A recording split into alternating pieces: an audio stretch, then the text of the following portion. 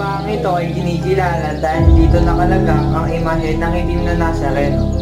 Isang maitim na imahe ng Panginoong Hesukristo kung saan maraming mga namamanata ay natupad sa mapaghimalang kapangyarihan.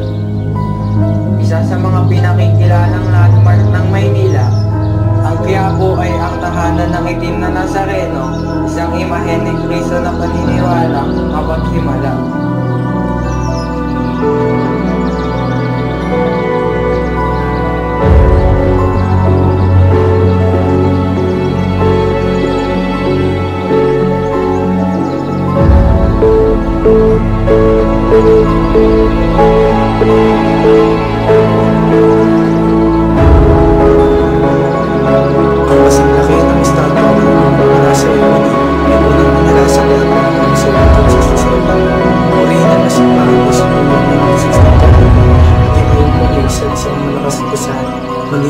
Ito ay bahagyang mawasak sa pamamagitan ng isang London noong 1863 sa ilalim ng pangangasiwa ni Padre Eusebio at Manuel Rojas. Ang ikatlong simbahan ay nakumpleto noong 1899. Bukod sa mga to, ang Quiapo, hindi lang simbahan, ngunit isa rin sa mga bilihan ng souvenir, mga damit at iba pang gamit.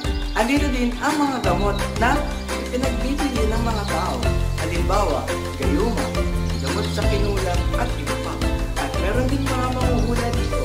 At marami din bilihin ng pagkain ng mga sikat na naipalabas sa TV. At sikat din talaga ang Quiapo dahil sobrang dami nitong mga dayuhan na pumupunta dito.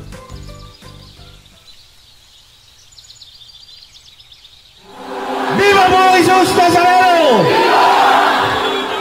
Buka! Para makalapit pa siya, ilapit natin siya! Tuwing traslasyon, marami ang deboto ang dumadagsa at nakikilahok sa Quiapo.